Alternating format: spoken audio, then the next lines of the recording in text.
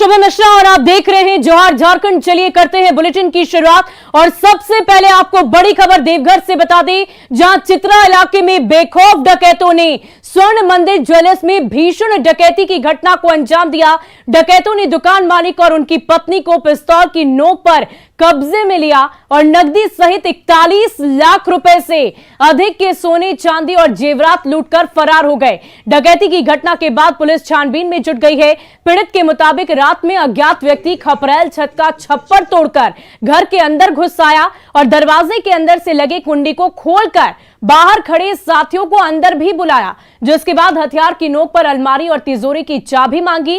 फिर तिजोरी में रखे ग्राहकों के करीब 8 लाख के कीमती गहने, कैश 3 लाख और दुकान में बिक्री के लिए रखे गए करीब 25 लाख के जेवरात लूट कर फरार हो गए। वहीं शादी में मिले करीब 5 लाख के जेवरात भी लूट लिए गए हैं। हथियारबंद सभी अपराधी अपने चेहरे को ढके हुए थे। पीड़ित परिवार ने पुलिस से डकैतों का सुराग लगाने और उनकी संपत्ति वापस करवाने की गुहार लगाई है। वो लोग मारपीट करने लगे और मेरे पति को बंधक बना के गन सटा दिए, दोनों के ऊपर मुंह में बंदूक घुसा दिए। बोले कि नहीं दोगे तो मार देंगे। हम लोग बोले कि मजबूर हो गए सर। उसके बाद हम लोग को चाबी देने पड़ा। 2 अलमीरा वो तोड़ के हम लोग का जिंदगी भर का कमाई सारा लेके चले गए। करीब कितना ले गया होगा सर? करीब तो नहीं बता सकते, बहुत दिन का कमाई था, लेकिन 45-50 लाख के करीब का सामान वो लोग लेके चले गए। मतलब हम लोग का पूरा जमा पूंजी, जो इतने दिन का जमा पूंजी था, वो सारा लेके चले गए। अब जीने के लिए कुछ नहीं रखे। पुलिस प्रशासन से यही रिक्वेस्ट है कि वो हम लोग के सामान का रिकवरी करवाए। अब ऐसे में न्यूज 18 पूछता है सवाल कि आखिर हथियारबंद लुटेरों का कब सुराग मिलेगा?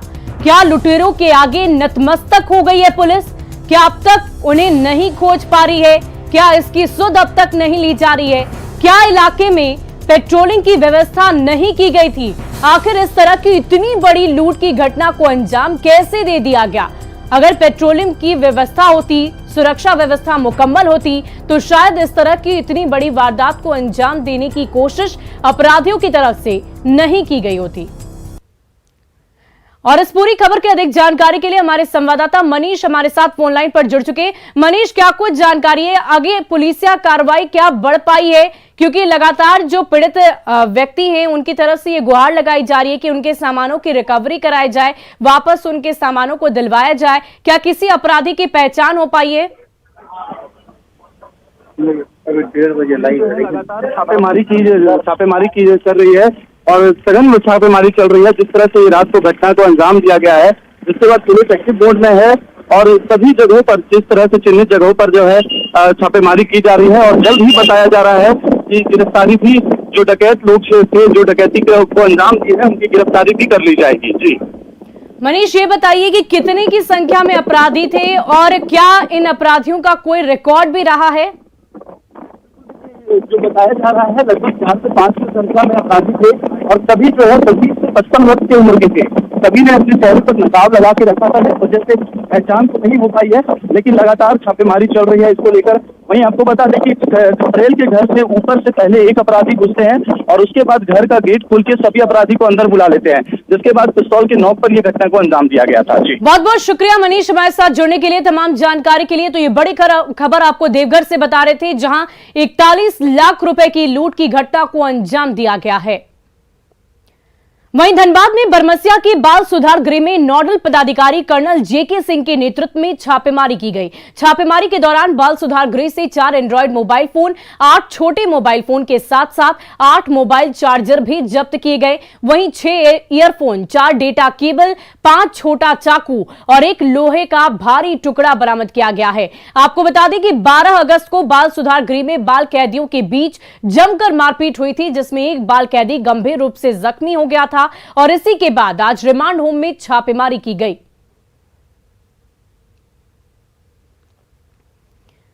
और जेएससीए के पूर्व अध्यक्ष अमिताभ चौधरी का पार्थिव शरीर स्टेडियम लाया गया है। स्टेडियम में जेएससीए के सदस्यों और कर्मचारियों के साथ साथ अलग अलग क्षेत्र की हस्तियों ने पार्थिव शरीर को श्रद्धांजलि अर्पित की। इस मौके पर भारतीय क्रिकेट से जुड़े शाहबाज नदीम और सौरव तिवारी जैसे क्रिकेटर भी पहुंचे थे। दोपहर 2 बजे तक यहां पार्थिव शरीर रखा जाएगा, जिसके बाद दोपहर 3 बजे के बाद हरमू मुक्ति धाम के लिए उनकी अंतिम यात्रा शुरू हो जाएगी।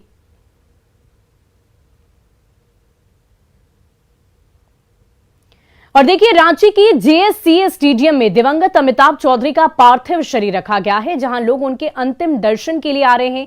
सीधे चलते हैं हमारे संवाददाता,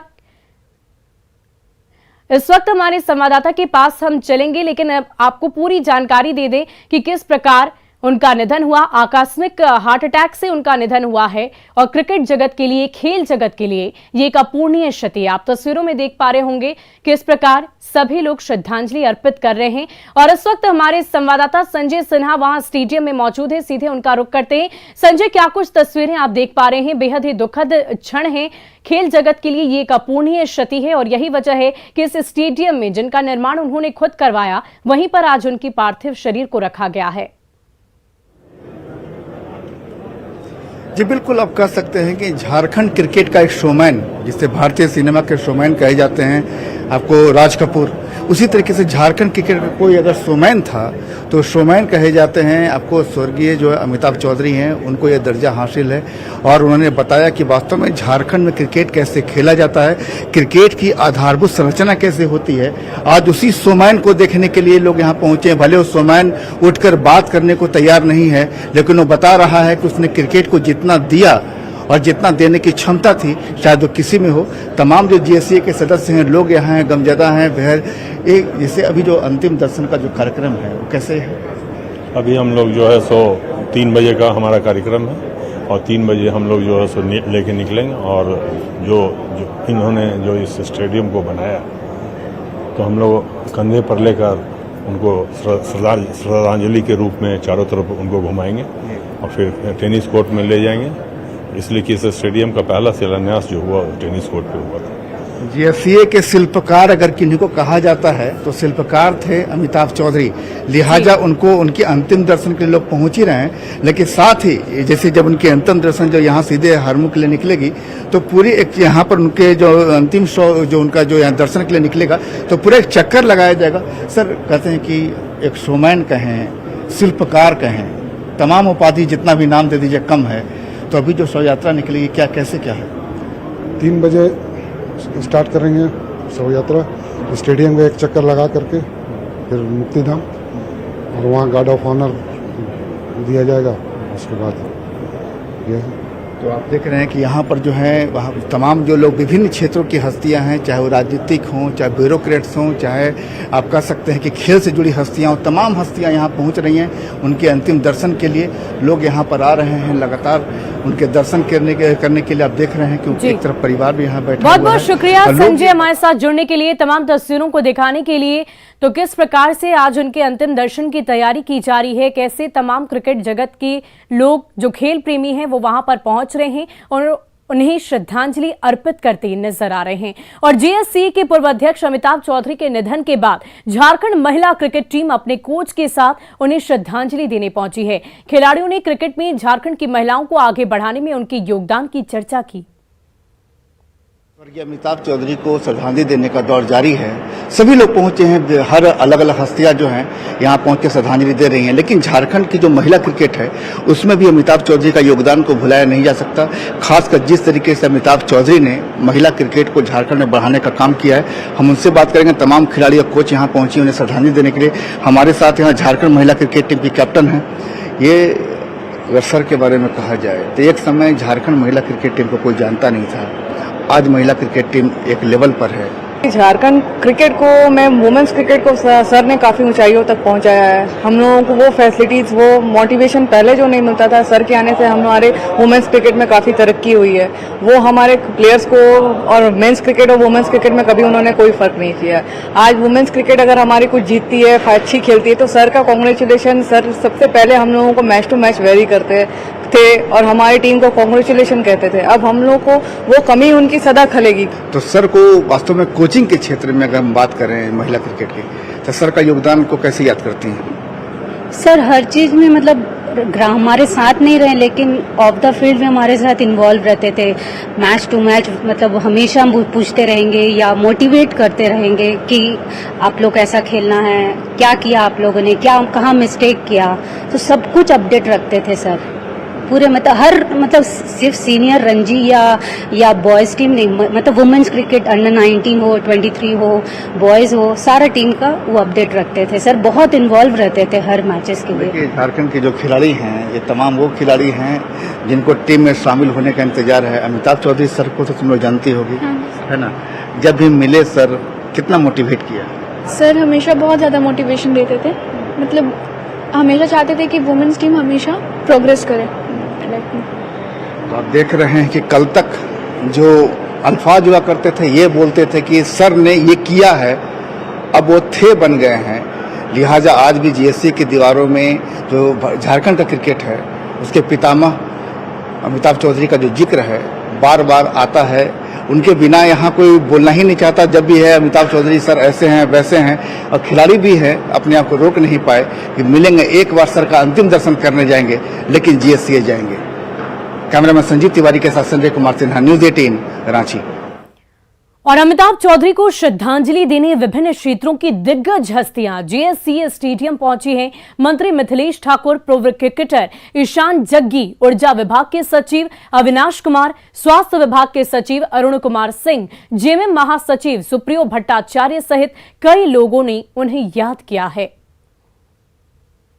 हुई है पूरे राज्य को, पूरे देश को। अब इस शून्य को भर पाना तो असंभव ही प्रतीत होता है, और मैं व्यक्तिगत रूप से काफी इनके करीब था। जो हर एक ऐसा पावर फोर्स थे कि जब भी हम लोग कभी डाउन हुए या कभी कुछ प्रॉब्लम आई, चाहे वो पर्सनल हो, प्रोफेशनल हो, वो हर चीज में वो खड़े रहते थे कि एक एज अ पिलर थे वो हम लोग। हर क्षेत्र में उनका योगदान है और अमिट योगदान है। मेरे ख्याल से यह क्षति अपूर्णीय है। ये बहुत बड़ी क्षति हुई है। एक ऐसी प्रतिभा के व्यक्ति थे, ऐसा व्यक्तित्व था, ऐसे मिलनसार थे, हंसमुख थे, और उनका जाना हमारे लिए एक बहुत बड़ा आघात है। क्षति तो अपूर्णीय है, और क्षति का आकलन तो बाद में होगा जब स्थितियां सामने आएंगी। लेकिन ऐसा विजनरी आदमी जिसके पास अपने विजन को एग्जीक्यूशन करने का जो इरादा था वो अतुलनीय है, उसकी बहुत बड़ी क्षति है। और चलिए अब बढ़ते हैं अगली खबर की ओर। पाकुड़ में पुराना सदर अस्पताल परिसर स्थित सीबी नेट लैब में शॉर्ट सर्किट की वजह से भीषण आग लग गई। इस आग में लैब में रखे सभी सामान जलकर राख हो गए। जिस वक्त यह हादसा हुआ उस वक्त लैब में कोई नहीं था। अस्पताल परिसर में बने क्वार्टर में रह रहे लोगों ने इसकी जानकारी विभागीय अधिकारियों को दी, जिसके बाद फायर ब्रिगेड की टीम मौके पर आ पहुंची और आग पर काबू पाया। लेकिन तब तक लैब में रखे सामान, CB net machine, battery, computer, UPS, fridge, AC, दवा और कागजात समेत कई सामान जलकर खाक हो गए। जले सामानों की कीमत करीब 8 से 10 लाख रुपए बताई जा रही है। वहीं लैब से सटे 2 भवन को इस हादसे में किसी तरह का कोई नुकसान नहीं पहुंचा। हमारे यहाँ टीवी चल रहा था, हम लोग टीवी देख रहे थे स्वतंत्रता दिवस को लेकर के, और अचानक से बारिश जस्ट रुकी ही थी कि हमारे यहाँ टीवी का जो सेटअप बॉक्स है वो बहुत ज़ोर से फटा। ऐसे फटा जैसे कि कोई बम फूट रहा हो। और उसके बाद जब हम लोग घर से बाहर निकले तो थोड़े बाद जैसे हम लोग बाहर निकले और देखते कि उधर हमारे लैब की तरफ उधर धुआं उठ रहा है, दौड़ कर हम गए और फिर हम आवाज़ अपने बड़े लोगों को लगाए, बड़े भैया लोगों को आवाज़ दी, तो सब लोग दौड़ करके आए तो पता चला कि लैब में भी आग लगा हुआ है। और दुमका की धोबिया तालाब के पास एक पार्टी के दौरान 3 दोस्तों ने मिलकर अपने एक दोस्त की हत्या कर दी। इतना ही नहीं, उन्होंने उसके 20,000 रुपए भी छीन लिए। इस मामले में कार्रवाई करते हुए पुलिस ने तीनों आरोपियों को गिरफ्तार कर लिया है।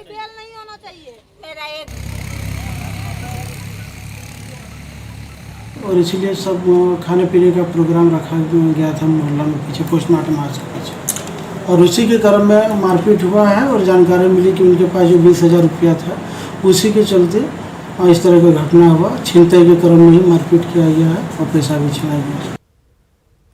और अगली खबर गोड्डा से, जहां हाई स्कूल में शिक्षकों ने बाइक चोरी के आरोप में एक युवक को बंधक बना लिया। हालांकि आरोपी युवक का कहना है कि उसकी गाड़ी भी स्कूल कैंपस में ही लगी थी। धोखे से उसने दूसरी गाड़ी निकाल ली और इसी वजह से स्कूल के शिक्षक उसे चोर समझ बैठे और कमरे में बंद कर दिया। फिलहाल पुलिस ने आरोपी को हिरासत में लेकर मामले की जांच शुरू कर दी है। कैसे पता चला गाड़ी लेकर भाग रहा है? यहाँ प्रार्थना हो रहा था, खड़ा थे और गाड़ी पहले यहाँ से वहाँ ले जाकर रखा उस जगह गाछ के पास। हाँ, तो हम सोचे कि प्रार्थना हो रहा है, कोई गाड़ी ले जाकर रखा होगा। फिर हम नजर पड़ गया उस कैरेज को रोड पर जाकर पकड़े। और देवघर में बाइक से बालू का कारोबार लगातार जारी है। बालू के कारोबार पर एनजीटी की रोक है, लेकिन रोजी रोटी चलाने के लिए देवघर में कारोबारी बाइक से बालू ढो रहे हैं। दरअसल एनजीटी की रोक के बाद से जिले में बालू नहीं मिल रहा है। सावन महीने में कांवरियां पथ पर बालू बिछाए जाने से ये किल्लत और ज्यादा बढ़ गई है। ऐसे में बालू की डिमांड पूरा करने के लिए बाइक से बालू का कारोबार किया जा रहा है और इस कारोबार में लगे लोगों की अगर माने तो एक बोरा बालू करीब 300 से लेकर 450 रुपए तक बिक रहा और इसे बेचकर वो ट्रैक्टर की किस्त भरने के साथ ही अपना परिवार का पालन पोषण भी कर रहे हैं। ट्रैक्टर और ट्रक से बालू उठाव पर रोक के बाद भी बाइक से उठाव के जरिए एनजीटी के आदेश को भी चुनौती दी जा रही है। वहीं पुलिस इन सब से लापरवाह नजर आ रही है। ये तस्वीरें आप देख पा रहे होंगे किस प्रकार बाइक पर बालू की बोरियां लदी हुई हैं और ये बोरियां इस तरीके से व्यापार का रूप लेती हुई नजर आ रही है। कैसे इस तरीके से व्यापार किया जा रहा है जब इन तमाम चीजों पर रोक लगा दी गई है। अवैध कारोबार की ये तस्वीरें आप देख पा रहे होंगे। एनजीटी लगा हुआ है तो पेट के वास्ते बालू मोटरसाइकिल में ढोना पड़ता है। कितने के पूरे महीना में कमाई हो जाता है? 10-15 हज़ार होता है, 10,000 प्लस देते हैं गाड़ी किस्ती और 5,000 खाने पीने के लिए बच्चा उच्चा।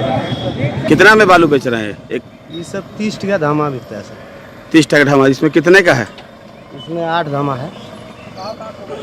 250 रुपये का। 8 या 24,240। कहाँ से लाते हैं? बालू नदी से।